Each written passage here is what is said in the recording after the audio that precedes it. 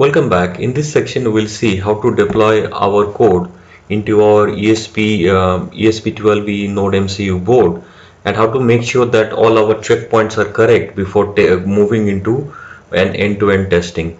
So first of all, what you need to do is that you need to log in into your Visual Studio Code and make sure that you are logged in. So after you are logged in, you would see that you can set your IoT Hub connection string by just pasting it here and putting an enter button. And you can also select your IoT Hub. Just click on this select IoT Hub, and you can see on top it tells you about your subscription. If you have a couple of subscription, it will show you both, and you have to choose the correct one. So if I choose the correct one, my IoT Hub is automatically popped up. So go ahead and select the IoT Hub. Okay.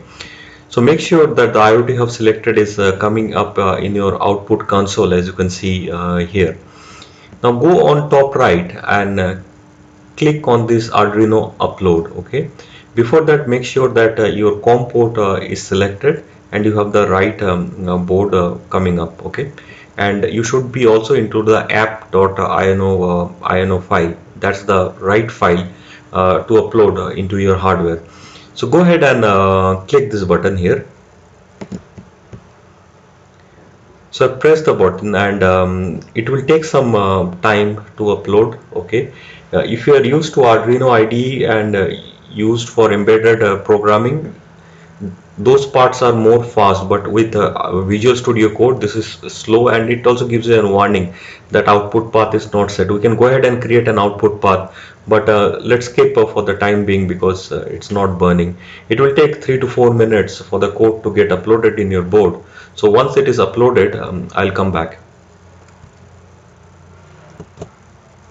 So our deployment has started. As you can see, the moving dot lines, and it gives you the percentage completion. So we'll wait till it gets 100%. In this part, in this position of the code deployment into your hardware, you would see the LED inbuilt LED of the ESP board blinking blue, and that is normal. So if the LED is blinking, it's fine and as per plan. So let's wait for it to get deployed 100%.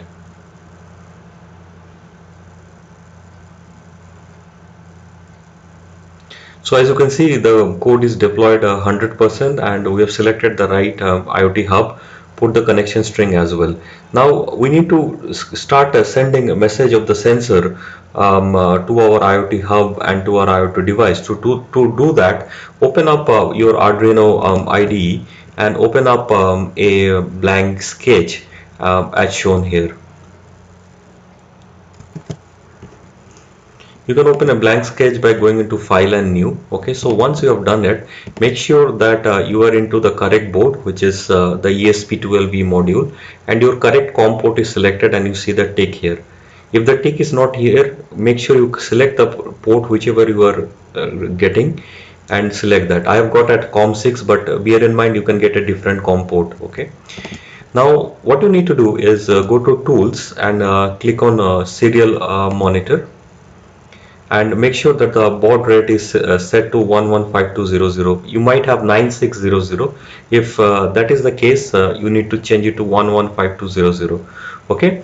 Now it will ask for do you want to re-input your credential input, and in this position you should say yes. Okay.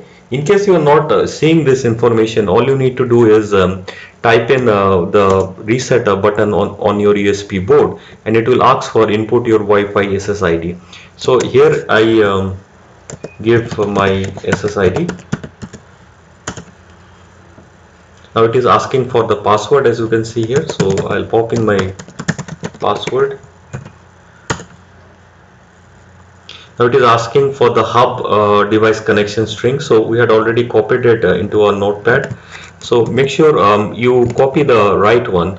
You do not put for the hub, but you have to put it for the device, and just paste it here.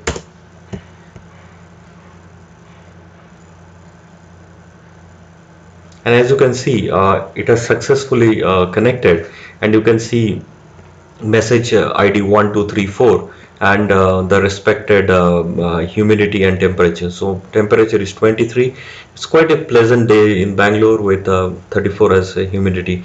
Okay, now we need to go and see if this is actually going to the hub, because from our COM port and serial monitor we can see it is going. We need to verify it at the other end. So go back to your Azure and click on your IoT Hub, and you need to see if the messages are coming in, because it's a new hub. Ideally the messages would be zero, and as you can see that, you know, four out of 8,000 messages have already come in.